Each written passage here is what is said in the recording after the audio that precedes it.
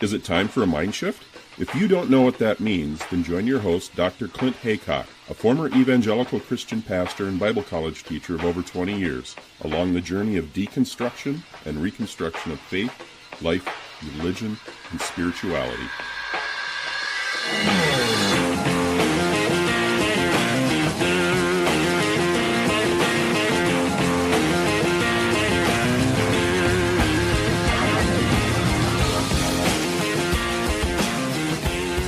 Hey everybody, welcome back to another edition of Mindshift Podcast. I'm your host, as always, Dr. Clint Haycock, welcoming you to this fantastic discussion with Dr. Darrel Ray.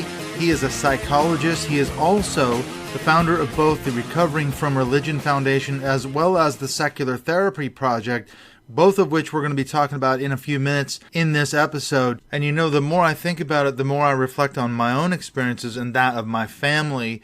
I've really come to believe in both of these concepts that, first of all, if you're like me, born into evangelicalism or born into a cult or whatever sort of religion you may have come out of, you've got to recover from that experience. And to me, that is the ultimate irony, that we have to actually recover from religion. I mean, think about it for a minute. All the things that religion promised us. I remember when I was a pastor, I said all those things. I preached it. I taught it. I've said it many times when I was a pastor.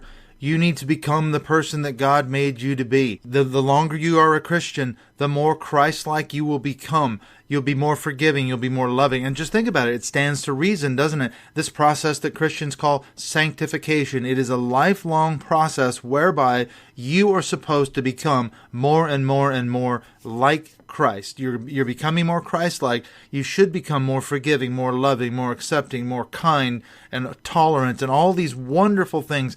If that were true, however, we see in so many cases, person after person in the church, Christians treat each other Christians, absolutely horribly, and they treat outsiders terribly too. I've just come back from a trip to the States. I was in Seattle for 3 weeks. One of the weekends, the middle weekend of July, my sister Valerie and I, we drove up to Canada to meet up with Neil 604, the Canadian atheist.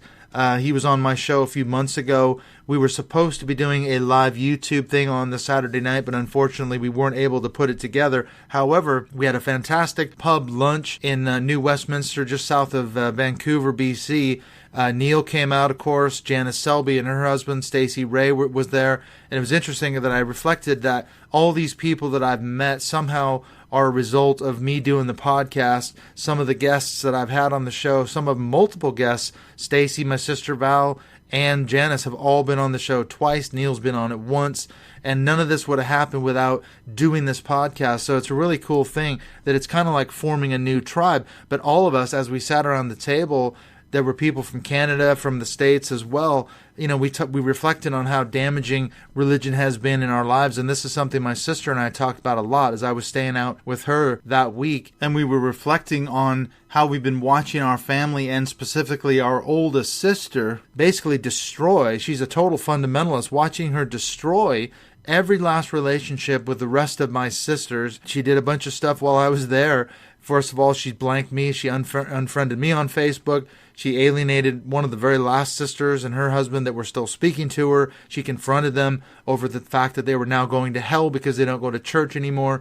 I was talking to her daughter, my niece, and she's living at their house rent-free, but it's basically emotional blackmail because my sister has told her, you can live here for free because I know you're struggling financially. However, the catch is you have to go to our church. And she hates it, but she has to do it because she has no choice. And I said, this is nothing more than emotional blackmail. And I've reflected, this is something Valerie and I talked about a lot. We reflected on the amount of damage that religion, specifically Christianity, has done to our family and still is doing. And I see this all the time, and I hear this from a lot of people who have come out of not just Christianity, but other religions, world religions, cults, and so forth. So to me, it is the supreme irony. Something that promises so much ends up delivering religious trauma and abuse of all sorts, spiritual abuse, sexual abuse, that we have to recover from. And this is something that Darrel and I are going to get into in a few minutes. And then there's this other piece, this secular therapy project, which is something also I believe in, I think that going to a Christian therapist, and again, this is something we're going to get into, why you should avoid going to a Christian therapist, a specifically Christian therapist, to deal with your religious trauma and all the crap that you might be dealing with coming out of religion. Avoid him or her like the plague, and Darrel Ray will explain why in a few minutes. So I think this is something that's really important. If you need therapy, you need to find someone who's operating according to basically secular principles, and this is what the Secular Therapy Project is all about. So I hope you enjoy this chat with me and Darrel Ray. Let's go on into it as we talk about what it's all about, what it means to have to recover from religion.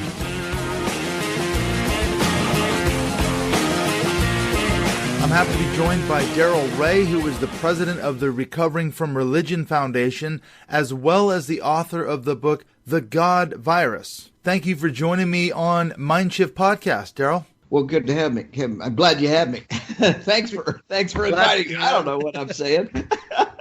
Well, welcome. Let's just put it that way. Welcome to the show. Well, I'm glad you were able to get a hold of me because I think you sent me an email. It was about 3 weeks ago.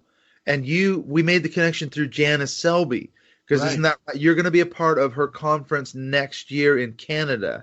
Right. So she's invited you to come across.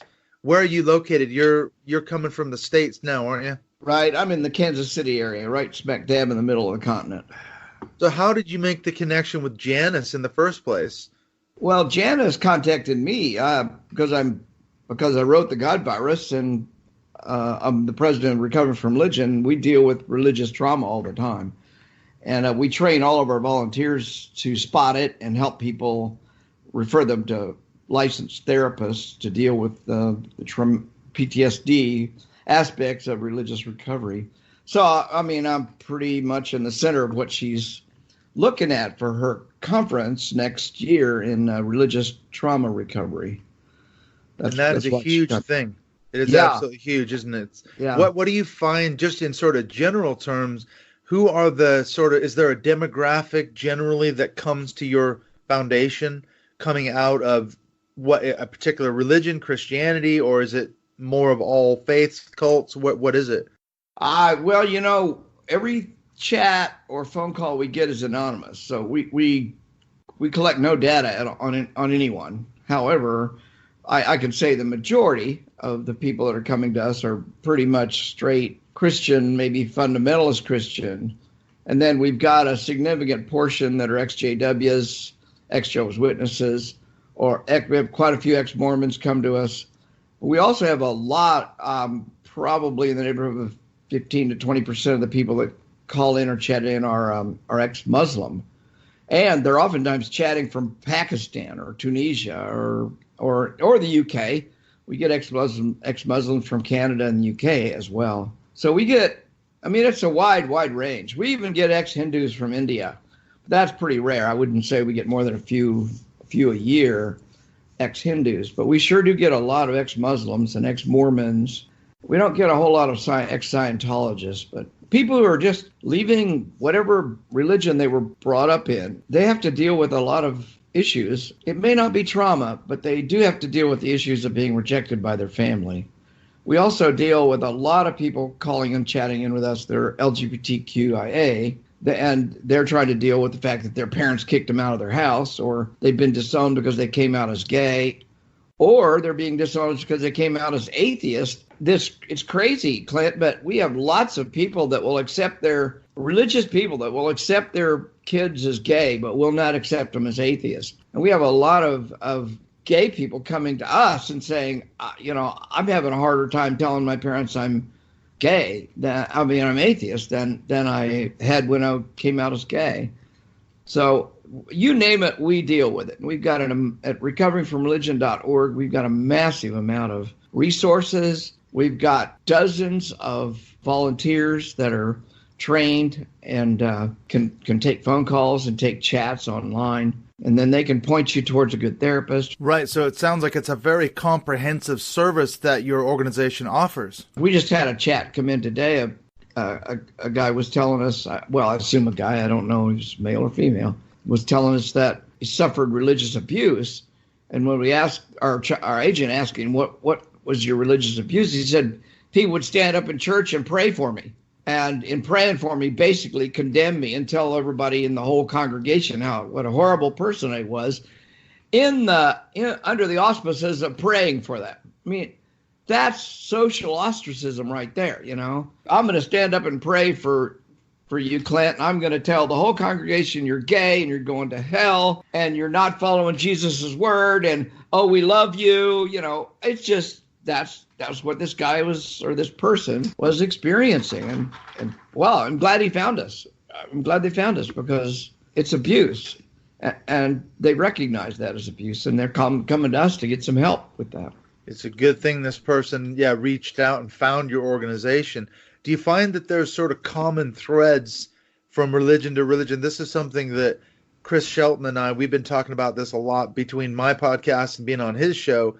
His argument is basically that if you strip away the ideology from most of these religions and cults and sects, what you find is the base pattern in terms of trauma and abuse is very, very similar. Do you find that's true in all the clients you've dealt with over the years? There's common patterns? Yeah, well, I'm a psychologist, and for decades I've dealt with people who are dealing with trauma of all kinds. And of course, PTSD, post-traumatic stress syndrome, has common threads to it no matter what. Dr. Marlene Winnell came up with this notion of religious trauma I'd say 10 years ago or so. She and I were corresponding when she introduced me to the idea. I'd never heard of it before.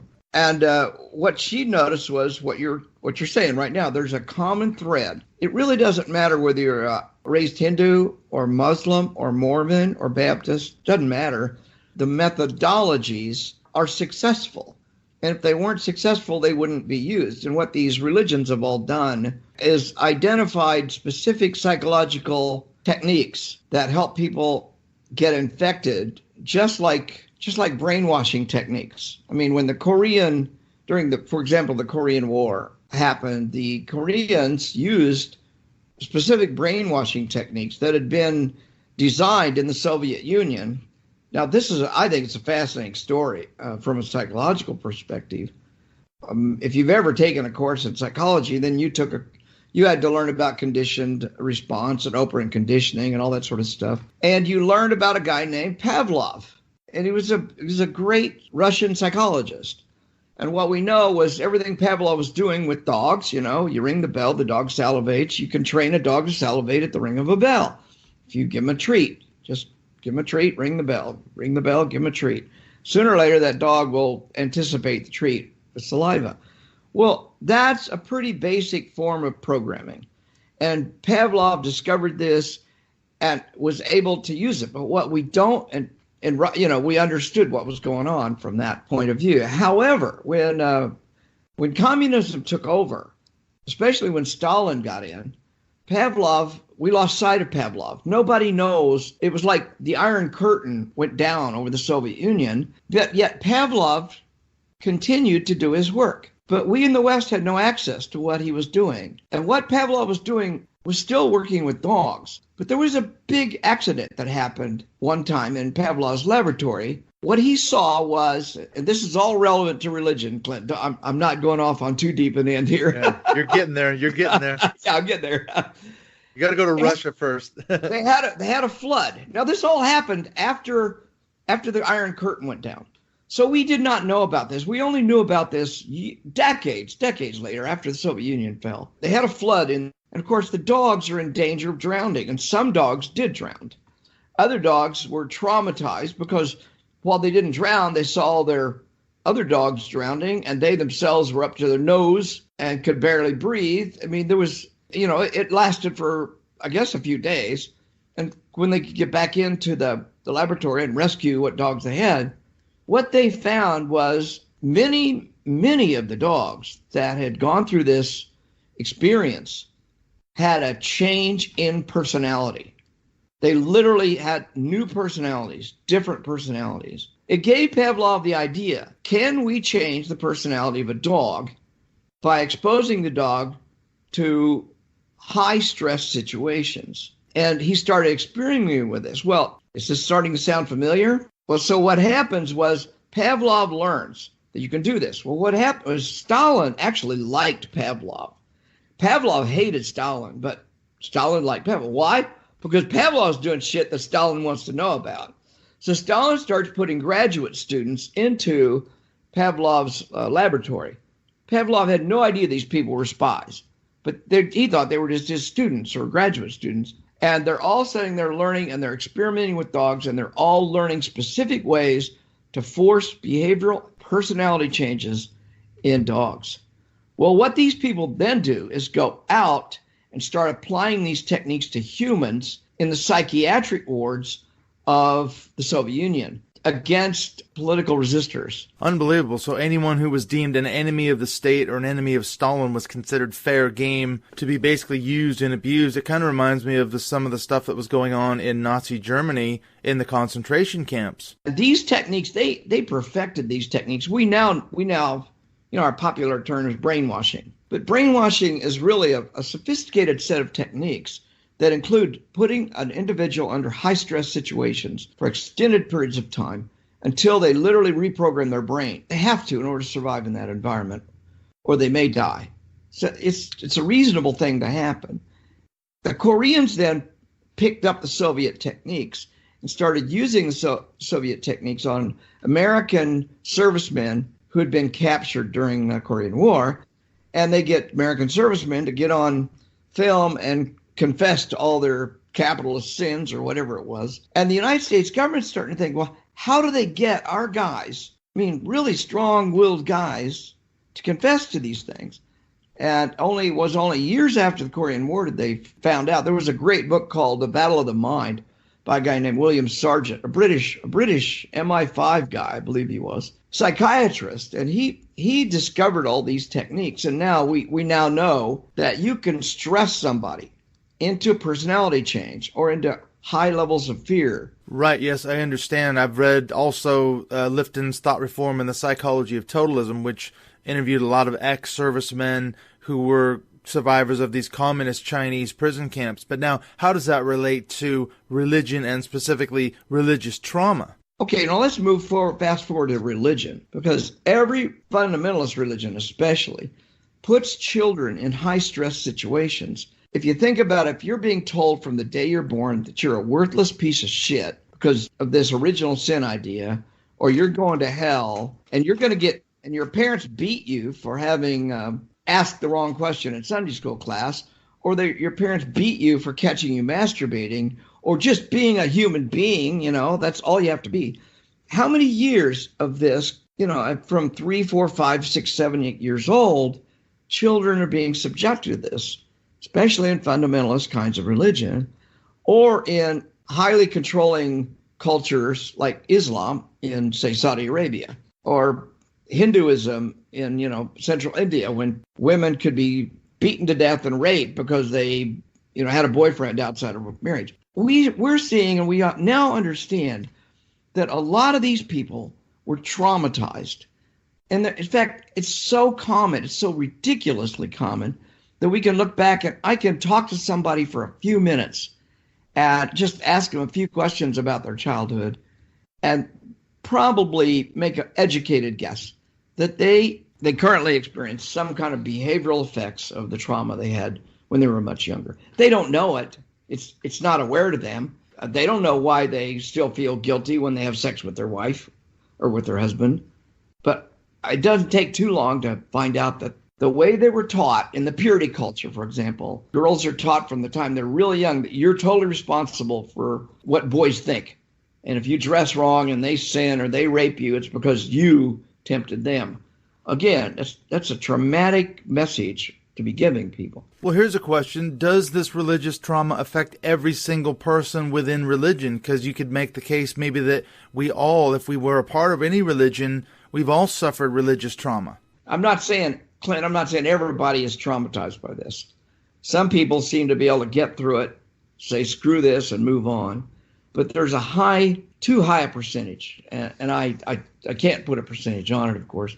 I just know that if you've been through the Baptist purity culture in the United States for the first 15 years of your life, you're probably going to have some residual effects, no matter how strong you are. So that's a long answer to your question. That's a long answer. I bet you didn't know about Pavlov, did you? Well, no, I knew about Pavlov. In fact, I was going to say I read Robert Lifton's Thought Reform and the Psychology of Totalism, which is exactly describing what you just talked about in the fact that he was in Hong Kong just shortly after the Korean War, and he interviewed a lot of not just American servicemen, but it was Europeans too that lived in China as well, because the Chinese were obviously part of this as well, the brainwashing. That's one of the books that really triggered it for me, because coming out of my own background in fundamentalist Christianity, and I say now, I was part of a cult. I was part of the Bill Gothard cults when I was a kid. My parents raised us as according to his teachings, and I view it's a total cult. And when I started reading Lifton, that's when the lights started coming on, because as you say, when he goes through all the markers of brainwashing and then at the end of the book starts rolling it into the world of the cults, that's when I thought, all these tactics have been used on me and obviously many other people. Right. And that's why I've been so fascinated by the world of the cults and religious trauma, because I see it as it's my own project. I'm working on myself, and yet there's so many other people, as you say, that are right in that ballpark, that are coming out of that background, who are triggered and affected and traumatized and all this by the crap that we had to live through.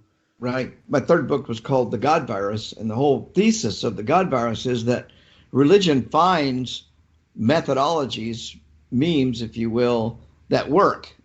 It's like any living organism. In order to survive, all of my ancestors had to have the right adaptations to the environment that they were in. Well, religion's the same way. A religion has to adapt to the environment it's in, or it will not survive.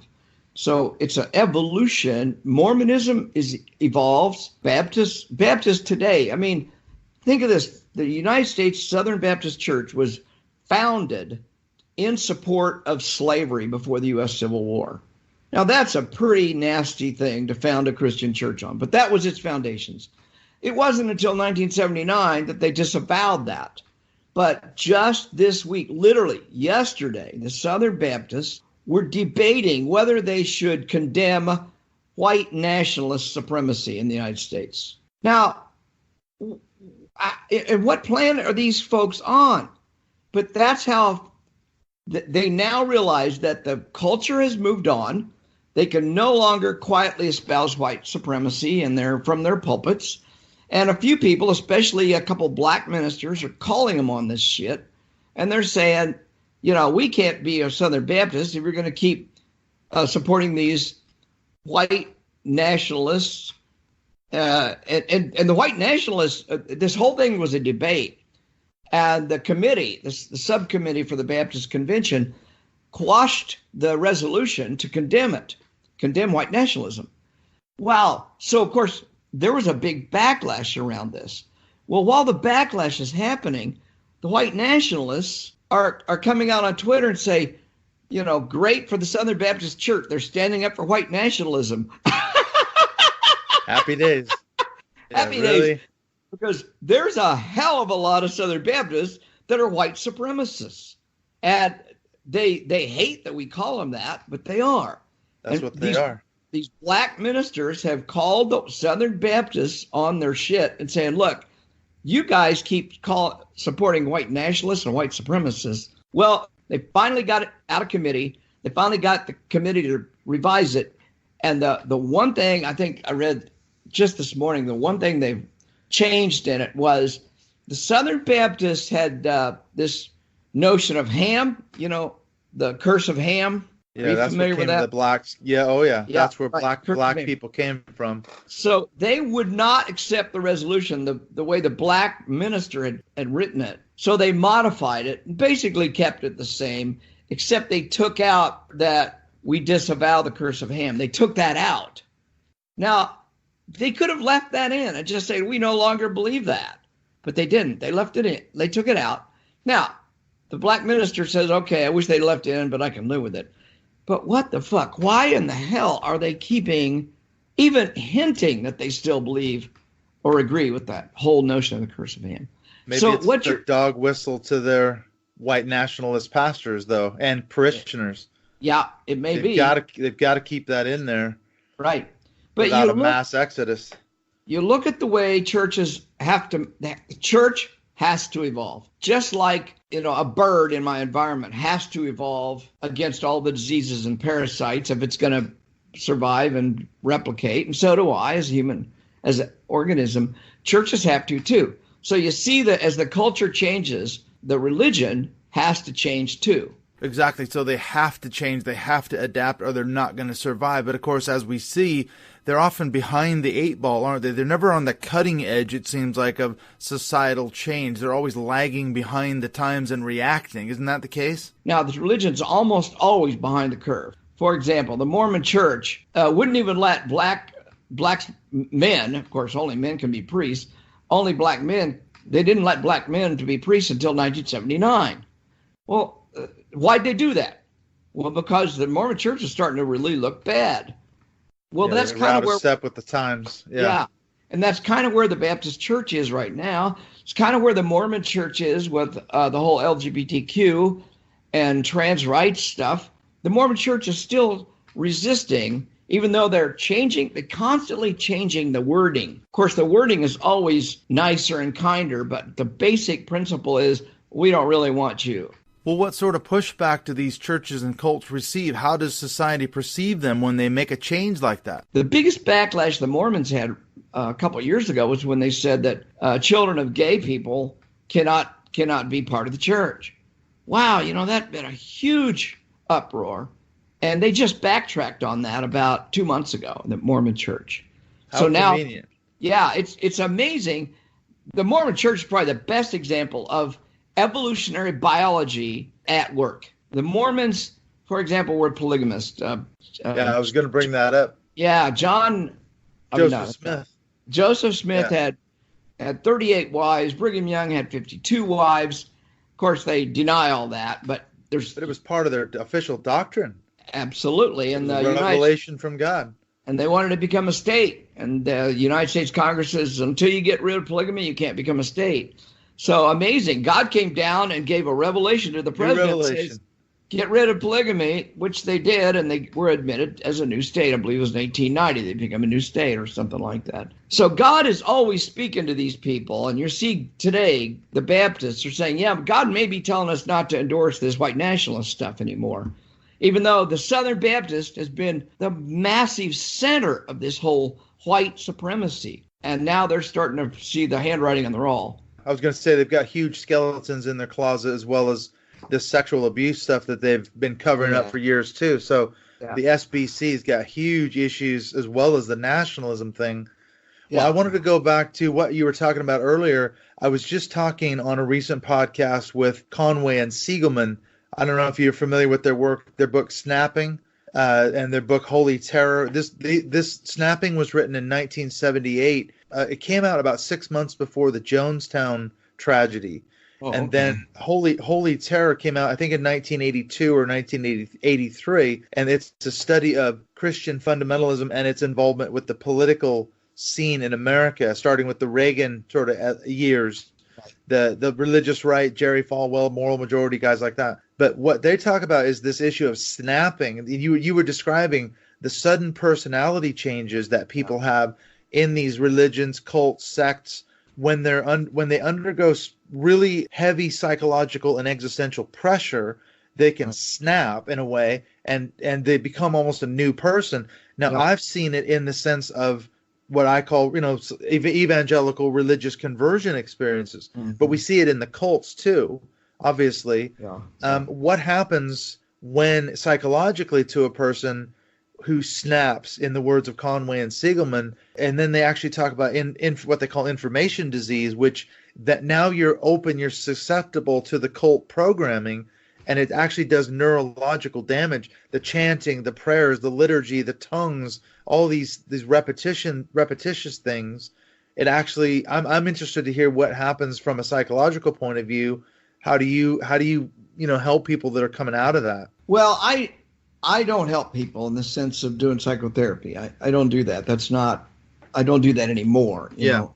Your organization, isn't it? But our organization does. And what we do is we we train our volunteers to listen very carefully when people chat in to certain key words or key experiences. Not everybody needs psychotherapy. Not everybody needs it by a long shot, and it's not available to everybody either. So what we do is we listen to these key words and phrases, and depending upon what we see there, that we recommend resources to people. So, a person who just left a church is going to need different resources than somebody who's been an atheist for the last 20 years. And it's fascinating to me that people who've been, so I've been an atheist for 20 years, somebody will tell us, or 10 years, and I'm still bothered by fear of hell. Well, we have resources to help people deal with the fear of hell, because that's really a symptom of religious trauma. Why should you phobia, isn't it? Yeah, it's very much related to phobia. And then one thing that happened about back in 2011, after I published The God Virus, and then I was published my next book, Sex and God, people were calling me, they were emailing and texting me, I need help. I couldn't help everybody, and I just can't. So what I did was I started an organization called the Secular Therapy Project. It's actually a part of our Recovering from Religion organization. But what I found was that people need therapy and they can't find a good therapist. And the reason they can't find a good therapist is because there's so many damn Christian counselors out there that don't know what I was going to ask you about that. Yeah. And they don't know what they're doing, and they're very poorly trained. And their real goal is to get you back into church or to get you to believe their particular version of Jesus. They're not psychological. They don't understand the psychology, and they don't understand brain function. They don't understand trauma, none of that stuff. And they're marriage and family counselors, and they're child therapists, and it's horrible. So what I did was start this organization, and it's now being run by our director, Dr. Caleb Black and Samantha Carlton. They run that part of our organization. He's the director.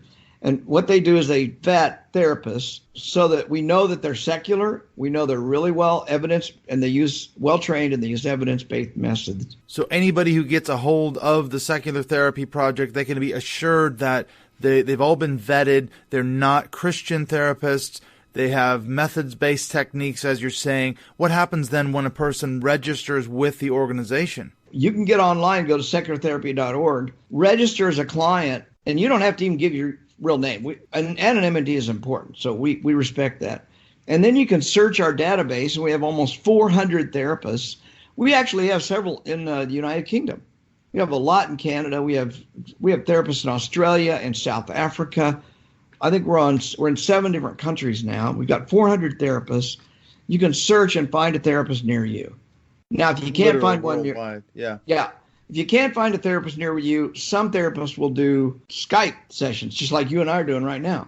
So you can get online, you can Skype with somebody who's 1,000 miles away from you, and probably get almost as good a service from a therapist by Skype. I mean, I'm looking at you right now on the camera, and we're about as close as we appear to my neurological system, about as close as if you were sitting in my office.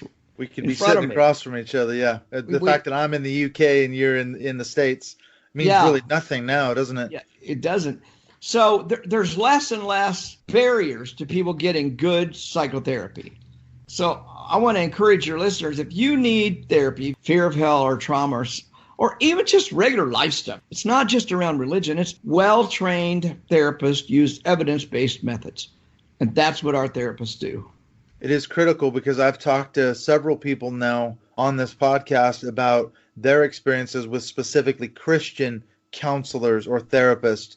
And as you say, a lot of damage was done. It's funny because one gal I had on here recently, she became an atheist. Part of that deconstruction and becoming an atheist was going to a specifically Christian counselor, because what he was doing, as you say, he was propping up the patriarchal sort of biblical narrative and, telling her, well, this is your problem. You need to submit to your husband, and you need to go down that sort of line and spank your children and all the rest of it, because that's what the Bible says.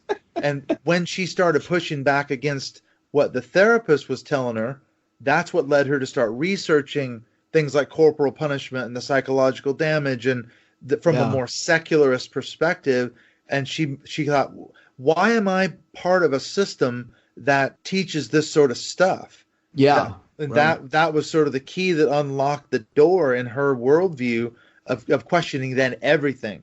So in Yeah. a way, the Christian therapist did her a favor, unwittingly, of course. He wasn't trying to make her an atheist, Yeah. but Right. he pushed her hard enough. She started pushing back and said, "Fuck, this is bullshit. I'm out of here." Yeah, but think of all the millions, literally millions of hours and thousands of people that are being treated to this horrible treatment. Now, if I went to that therapist, whoever this therapist was, and I needed treatment for depression, the very treatment you just told me about wouldn't cure my depression. It would make it worse.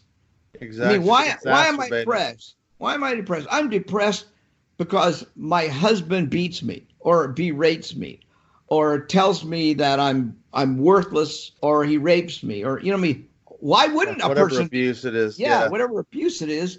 And so I go into a counselor and a counselor says, "Well, your problem is you're not submitting enough." I know ex-fundamentalist women who did everything they could, short of being, well, maybe even being a slave to their husband, and it still did no good. It just made the behavior worse. It's made it So, worse. yeah. So going to a Christian counselor is about the worst thing. It literally is probably the worst thing you could do. Well, and then you could dip into the spiritual realm too, because the Christian therapist could equally as well say, well, your problem is you've got unconfessed sin in your life. You've got demonic oppression. It could be anything along those Right. theological or spiritual lines as well. I'm Right, doubting right. my faith. Well, doubts are of the devil. So you've got to pray against that and you've got to come against that in the name of Jesus. I mean, you can hear it all now.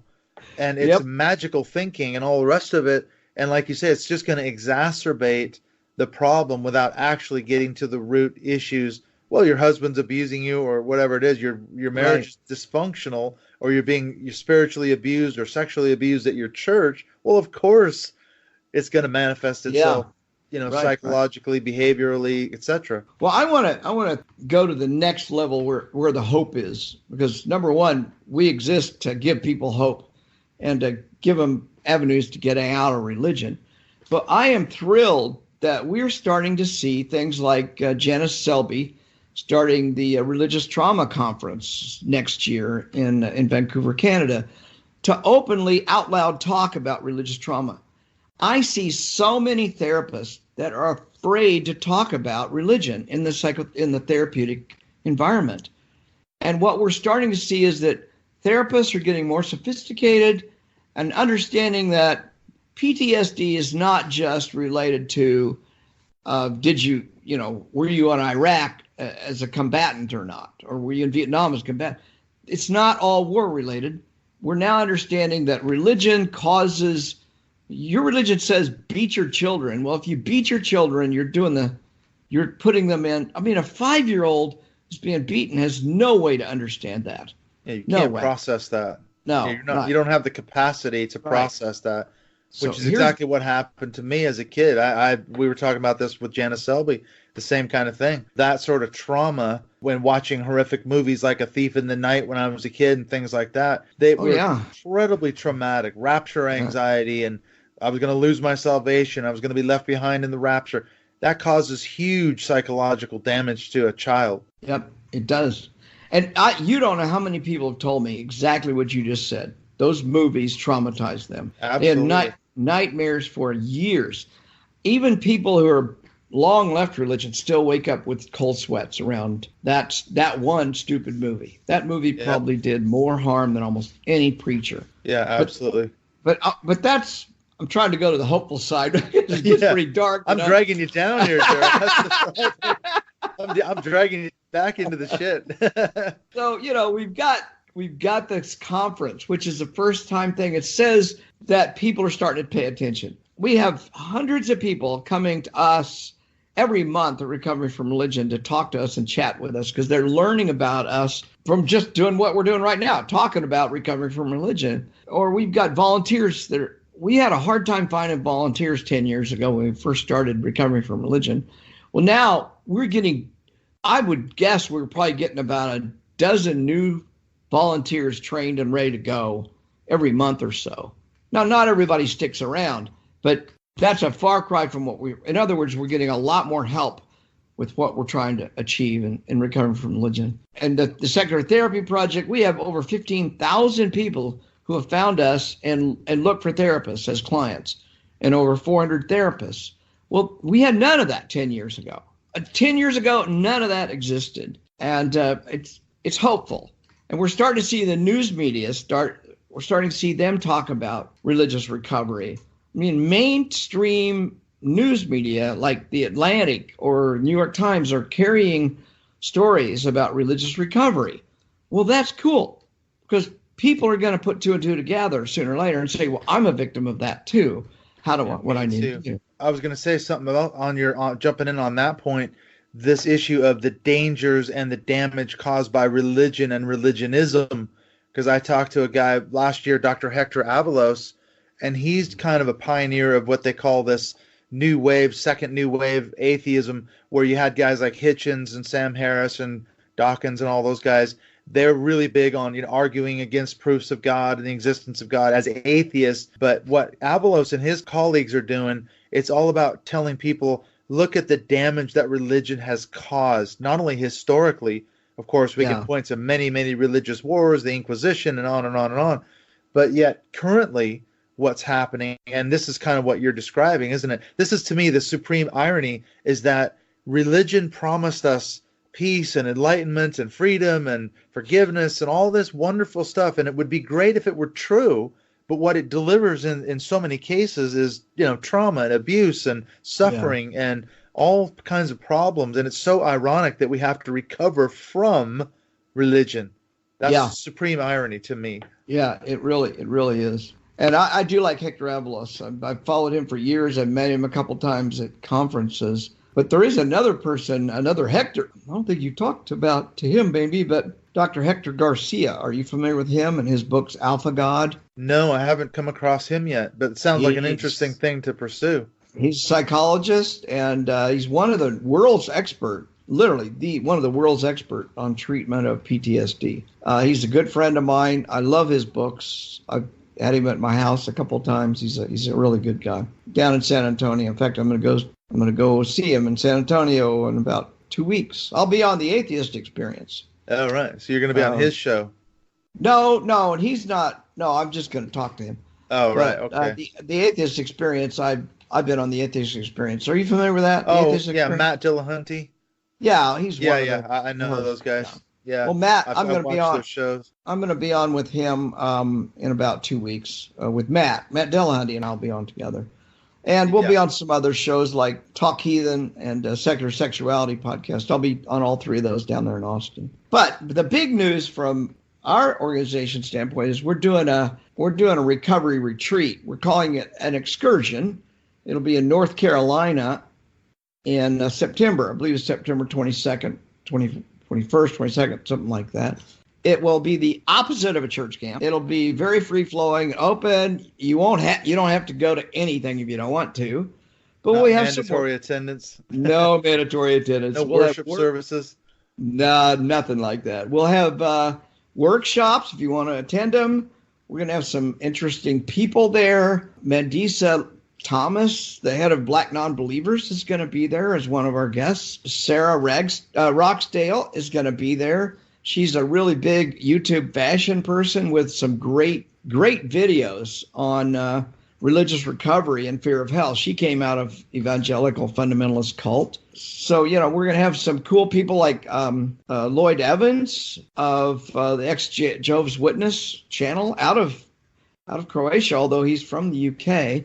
So we're going to have some interesting people. We'll also have 4 psychotherapists there, one of whom Candace Gorham, who wrote Ebony Exodus, the book on Black women leaving religion. She's going to be there. And the psychotherapists will be there just to kind of support people, not long term. I mean, we're not there to do psychotherapy, but we're there to support people. And they'll be professionals, and they'll know what you're going through or help you figure out what you're going through. Anyway, we're excited about it. It'll be about 2.5 days of just being with other people who are going through the same crap you're going through. And you're going to learn a lot. You'll be able to rub shoulders with a lot of interesting and cool people. And, I just hope people look it up, go to recoverfromreligion.org and hit the button that says excursion and find out the details. And they can hook you up. Yeah. Well, this is an interesting question. I've been thinking about this as you've been describing the damage that religion causes to so many people. Is there any use for religion in your perspective? Is there any point of view that you would say, you know what, it is okay, it is helping people? Because this seems to be an issue that people have they kind of skirt around it. Some would say, no, all religion is damaging and we should do away with all of it. Is there any place for religion in general, would you say? Or well, maybe spirituality? Maybe that's a question too. I think there's a way to look at this that answers the question. And that is, I like, in all my books, my minor was in anthropology in my undergraduate, and I love anthropology. So when I wrote my books, I always went to cross-cultural analysis. So if you look at, for example, what's the sexuality of the Manganians in the South Pacific, and how does that compare to the sexuality of Christians in North America? And you'll find that there's radical differences, massive differences, because nothing about Christian sexuality matches what we really know about human sexuality. It's just bullshit, you know? It's just abnormal, full stop. It's very abnormal. So what I'm saying is, if you just compare cultures and ask that very question, it doesn't matter what culture you're in. I mean, the last defense for religion is the question you just asked or implied. That, there's got to be some role for spirituality. We need at least a little bit of religion. Yeah, got to throw us a bone here. Yeah. Do you need a little Hinduism? How about just a little bit of Saudi Arabian Wahhabism? You know, do you want just a little bit of Mormonism? Fundamentalism, or whatever it is. If you ask a Baptist, would you like to see Mormonism disappear tomorrow? They'd probably say, yeah.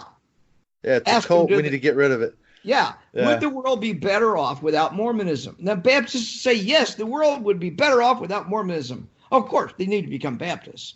Ask a Catholic, do you think the world would be better off without Protestants? Hell yeah, we killed 30 million of them back in Europe in the 30 Years' War. They'd be better off without Protestants.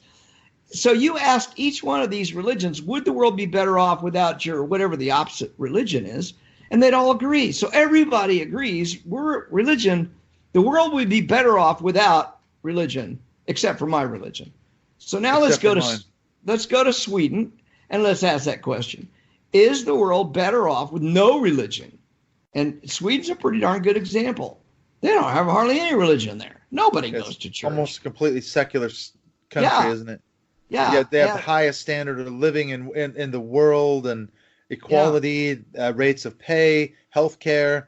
It's a gun control, unlike America, So you don't hear about mass shootings in Sweden. No, and just look at the quality of life. You can do a very, very detailed analysis of quality of life and religiosity, and they're inversely related. The more religious a society is, the lower their quality of life. I mean, what's the quality of life of a woman in Saudi Arabia? It's very low. Yeah. Barely even able to drive a car. Yeah. Right. What's the quality of life of a black person in Mississippi? Not good. The fact is, in the United States, you can do a graph, and it's I've seen the graph. I can't remember where I found it, but look at the economic prosperity of a state and graph that against its religiosity. The higher the religiosity is, the lower, with one exception, and that's Utah. The Mormons seem to be able to overcome that. But Mississippi hasn't. Alabama hasn't. Look at Massachusetts or Vermont, high standard of living and quality of life. And you can do it for just the states, or you can do it for the entire world. Is Bangladesh, because of its religion, prosperous? Hell no. Religion is probably what holds it back. You can make pretty good arguments that the less religion you have in a society, I'll refer back in some ways to my book, The God Virus. Think of religion as a parasite. An organism that has a high parasite load is going to be unhealthy. It's because it's feeding a lot of parasites. If you got a giant tapeworm in your intestines, or if you've got a malaria plasmodium in your bloodstream, those are parasites. And they're sucking the energy out of your body, and they can ultimately kill you or weaken you so much that you'll be susceptible to other diseases. That's what religion is. Religion is a parasite load on the social fabric. The higher the parasite load, the less energy the social fabric has to be prosperous and to grow. So there's a high parasite load in Mississippi of religion. Yeah, there's put in that metaphor. Yeah, there's a high parasite load in Saudi Arabia and in central India. You just look at where the most religious places are and use the parasite methodology, you can see that it just drags a culture down. I mean, think about where would we be today if the Catholic Church had not parasitized Europe for 1,000 years? Where would science be today? Would Galileo have been put on house arrest if we had the Catholic Church didn't have it? We didn't have that parasite. Galileo would have been able to advertise his discovery that there are moons around Jupiter. But no, he got put under house arrest. Yeah, they've held science back, as you say. One of the ironies when I was studying the Spanish Inquisition was that I didn't realize this, but they said when there was this mass exodus of Jews from southern Spain into parts of Europe, that unintentionally fed into the Enlightenment because so many of them were intellectuals, and Spain didn't want them anymore because it was going Catholic. And so all these intellectuals ended up flooding into other parts of Europe and feeding into the advancement of knowledge and science and mathematics and everything. And same with the Muslims as well that fled southern Spain, not just the Jews, but, so look at the ironic outcome of that. And of course, the church is so anti-modernist, but yet they were part of starting that whole movement, hundreds of years ago because of religious persecution, burning people at the stake and torturing them in the Inquisition, all in the name of religion and God. Yeah, it's unbelievable. Right. Yep. So how does that help? It doesn't advance humanity. It like you say, it holds them back. Right. Because I think this is something that Chris, going back to Chris Shelton as well, he's really passionate about. He keeps appealing to that sort of garden variety Christian, let's say, that person who says, well, my church, we don't abuse people. We everyone gets along. We help the community. We don't do any harm to anybody.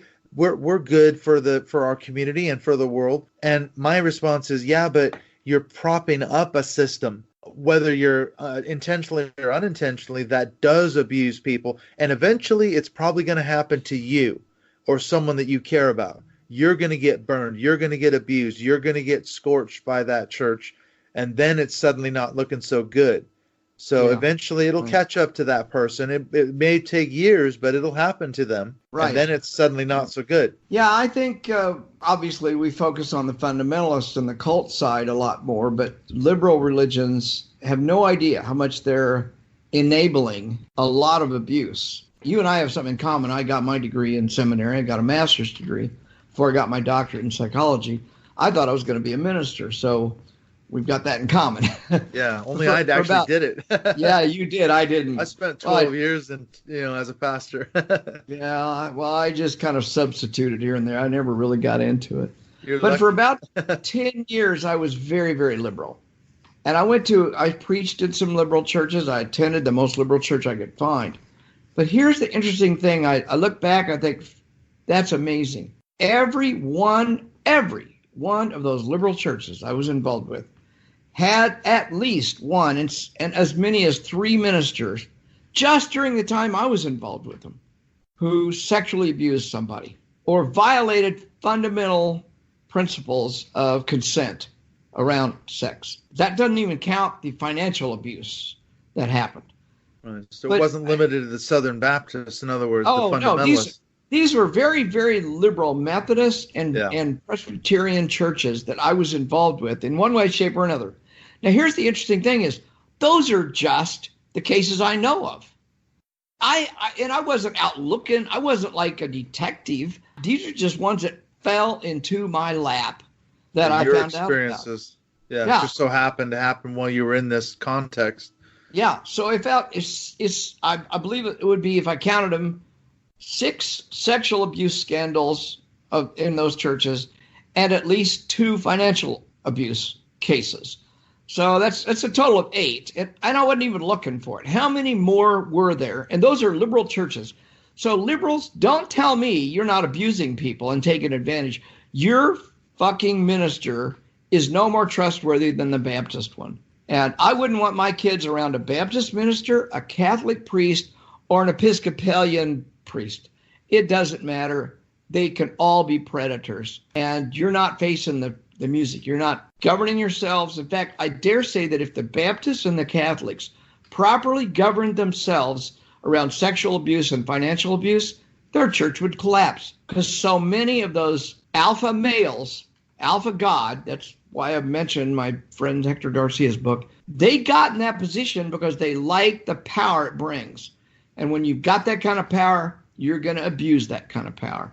It's rife for abuse, isn't it? You see that in cults as well as churches and other organizations, don't you? Yeah, right. It's a patriarchal system that feeds into that sort of abuse culture, and then it's easy to morph that into a full-on destructive cult like the Branch Davidians, David Koresh, Jim Jones. I mean, there's the Children of God. The list is almost endless in terms of Bible cults alone. And you don't have to be, as you say, a fundamentalist preacher. You can be a complete flaming liberal and in a way, ironically, be just as fundamental in your belief system and intolerant in a way of the fundamentalist who is going to rabidly disagree with you. So yeah, it's like religion full stop. You got to look at it. I'm glad you brought that perspective out, because I think there must be, I know there's people who that's their line, isn't it?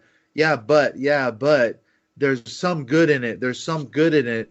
Well, you're kind of dispelling that myth, aren't you? Yeah. There's no good. Why do we need a fantasy? Why do we need to rely upon unreality, non-reliable means of understanding the way the world operates? What Episcopalian priest can tell you through his training how physics works? It's just ludicrous. Yeah, it's not his field. My contention is theology has not added one iota to our culture and to our understanding of the world, ever. Tell me one single theology that helps you understand the way the world works. I've never seen one. Go back to Zoroastrianism, go back to Judaism, go back to Buddhism. None of those things tell us a thing about physics, about genetics, about biology, about reproductive health. Nothing. So what the fuck is it good for? Nothing more than infecting your brain with a parasite that's going to suck your energy out of you. That is a really interesting perspective, because when you see it that way, it sure doesn't seem like there is much use for religion, full stop. When I use the parasite metaphor for Mississippi, it works just as well for you, because if you have a religion in you, you've got a parasite sucking on you just as much as a plasmodium for malaria is sucking the energy out of you. Yeah, it's sucking the life out of you. That's a good point, too, because I remember when I was in Bible college, they used to have these lecture specials where they'd bring a speaker in and they would preach for the whole week. You know, you'd have to be in chapel every day of class. And this one guy they brought in one year was I can't remember what branch of science he was, but he was quite a well-educated PhD in science. And his whole talk every day was on the subject of, can you be a Christian and be a scientist? So to answer your question, what his answer was, well, we have to find ways to we're looking for God in science. So yes, we're not, quote, adding to science, but we're seeing God in everything.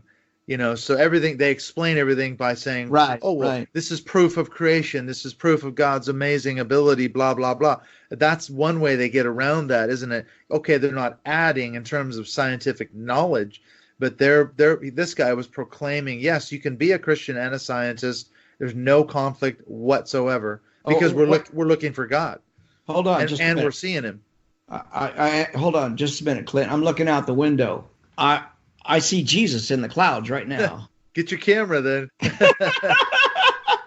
I don't see Jesus because I'm the high priest. You may not know this, but I'm the high priest of the Church of the Flying Spaghetti Monster.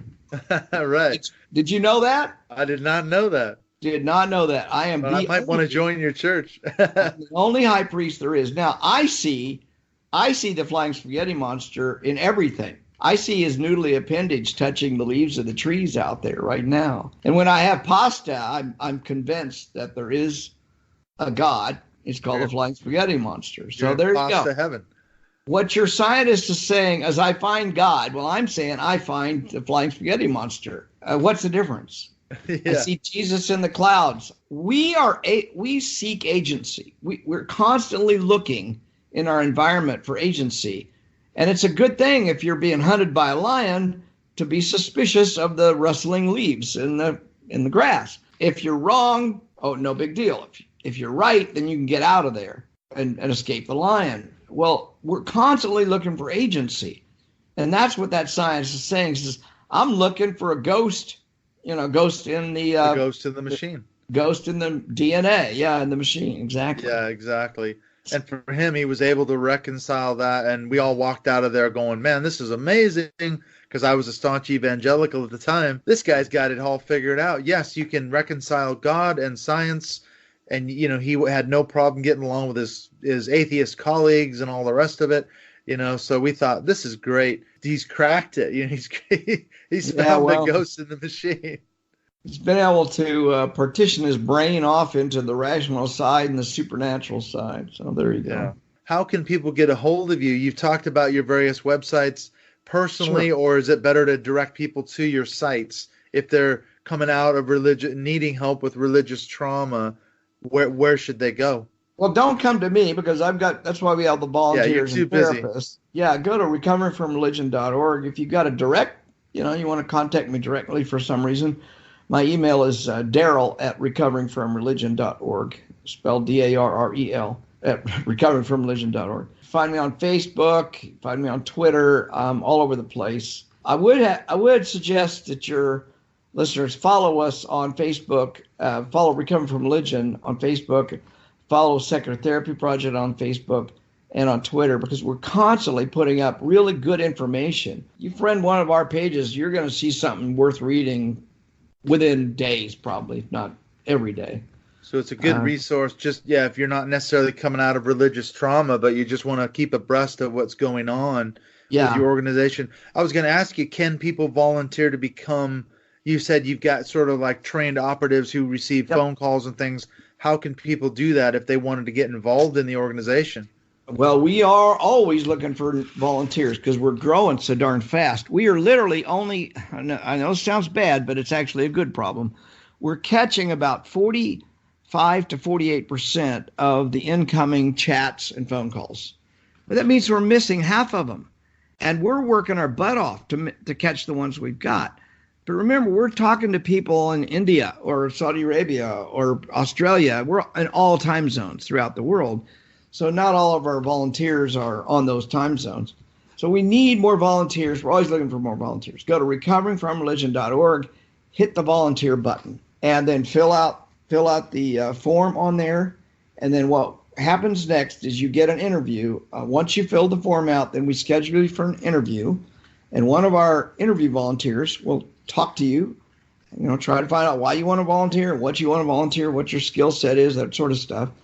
And then once you finish that and get into our volunteer database, then you start your training. It's self-directed training. It's the videos you watch and you ask some questions. And then once you're finished with all the training, then you get into whatever system you're volunteering for, maybe the phone line or the chat line or the local groups. We have local groups that meet all around the world. And then we do continuous training, and we try to help you perfect your skills and develop your skills. And you'll find you really learn a lot of stuff. We're big on, I don't know if you know about street epistemology. No. Anthony Magnabosco is a huge trainer for street epistemology. And it's just a way of asking questions without getting into big arguments, and to interact with religious people or anybody else that's filled with dogmatic ideas. So you need to find out about Anthony Magnabosco and street epistemology. He is excellent, and he's one of our volunteers that helps us. But he's got his own organization for street epistemology, and we try to teach our volunteers and encourage them to learn good questioning. Basically, Socratic questioning techniques is what it amounts to. Absolutely, yeah. You're not going to convince anyone by having a big argument with them, are you? Especially if they're struggling, maybe doubling down a little bit, experiencing some of that cognitive dissonance, but not sure what exactly they want to do. Maybe they're prepared to come in looking to chat, but then you find yourself in the middle of an argument. So what do you do then? Arguing with people doesn't change their mind. An old mentor of mine said, people do not argue with their own data. Now think about that. People don't argue with their own data. So the question is, how do you get somebody to generate their own data? Because once they've generated their own data, they won't argue with it. And that's what Socratic questions do. How do you know Jesus is the only Savior of the world? Are there any other possibilities? Well, that's a Socratic question. And then the person has to generate their own data in answer to that question. Well, it may take them years to generate that data. It took you years to generate that data. It took me years. So we teach people to be patient, to use good questioning techniques, and don't argue, because arguing only makes things worse. It actually drives people deeper into their dogmatic beliefs and security of knowing that Jesus is the only thing I need for this lifetime. That's true. They're going to double down, even if they're experiencing that cognitive dissonance. Yeah. That's one of the most common ways people deal with it, is to double down and come out swinging even harder. So that's a very interesting way to deal with that, for sure. Yeah. Well, listen, I don't want to keep you too long. Yeah. I am very interested to find out if I can somehow make it over to BC next year. I've been hearing all this stuff, so thanks to Janice Selby for somehow connecting you and me.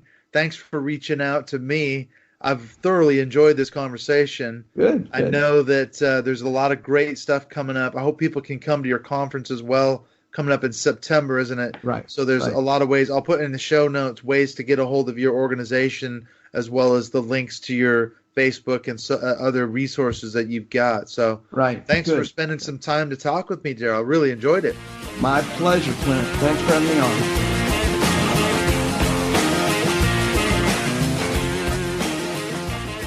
I suppose you really do have to ask the question, as I asked Darrel, is there any place for religion? And on the face of it, you'd have to say, well, yeah, of course there is. A lot of people love their religion. They love their beliefs. They get a great sense of community, which is definitely true. I've seen, again, family members and friends who love their church, who love their community, and that's the support that they get. And on one level, I guess you could say, well, there's nothing really wrong with that. But then I'm reminded of something that David Hayward said. He said, the thing about church is it's all wonderful, it's all good, and it's all great. And yeah, you can have community and all the rest of it until something bad happens to you or someone that you care about. And eventually, in my experience anyway, that will happen. You're going to get burned. You're going to get scorched by a church or by whatever particular religion you're a part of, or something's going to happen. You're going to get abused, whether it's sexually, spiritual abuse, whatever the case may be. Something is going to happen to you or someone you care about. And the fact is that the person who's sitting there in their church and loving life and everything else, they're still propping up a system that does a tremendous amount of damage to people worldwide. Churches and other kinds of religions as well, world religions and cults and all the rest of it. So you really have to step back and look at it. And then you got a guy like Darrel Ray who is helping people to recover from religion, as well as putting people in touch with secular therapists. And the fact is, this is something I talked about with Bethany Carter, that Christian therapists, specifically Christian therapists, do a tremendous amount of damage. I'm sure there's some good ones out there, but the ones that are specifically saying your problem is sin, and we got to get you into the Bible, we got to get you back in church, we got to get you back into the fold, that's what's wrong with you, and this is how you have to find the solutions, by reading and by praying and reading the Bible and all these other things. That's a completely different paradigm shift from a secular therapist who's going to look at you and treat your symptoms, your issues, especially one who understands what the damage that religion can cause. So this is something that you definitely need to look at if you're a person who is suffering from religious trauma syndrome. And in fact, this is something that in the next episode in a couple of weeks, I'm going to be talking about with Tim Sledge. He's coming up as the next guest. We had a really good conversation. Again, another very wide-ranging conversation. You'll know him from his Twitter handle at Goodbye Jesus. He's written the book Goodbye Jesus. He's a former evangelical pastor of a very large church down in Texas. Now he's walked away from all of it, is an atheist, and is very active on Twitter. So it's a very interesting discussion. So come back in a couple of weeks with my talk with Tim Sledge. Then we're going to have another couple of weeks after that, a really interesting discussion with Brielle Decker, or Brielle Decker Blanchard. She was the 57th wife of FLDS cult leader Warren Jeffs, now in prison for molesting children. They were his brides, actually, as young as, I think, 12. They were actually married to him, and he consummated the relationship. Well, she was one of his wives, and she talks about how she escaped from this cult. That is a fascinating story. So after Tim Sledge, come back and check out Brielle Decker Blanchard's unbelievable story of escaping from the FLDS cult. All right, so I'll see you in a couple of weeks with Tim Sledge. Let me know what you think of this episode. Please do me a favor. Give me a review. Give me a rating on iTunes or Podbean or whatever platform you listen to the show. You can always get a hold of me. You can follow me on Twitter at Mindshift2018. I will also put Darrel Ray's contact information in the show notes if you want to get a hold of him or his foundation. All right, check back in a couple of weeks, like I say, with me and Tim Sledge. This has been a great conversation. Hopefully you've enjoyed it with me and Darrel Ray as we talk about recovering from religion. I'll catch you in a couple of weeks right here on Mindshift Podcast.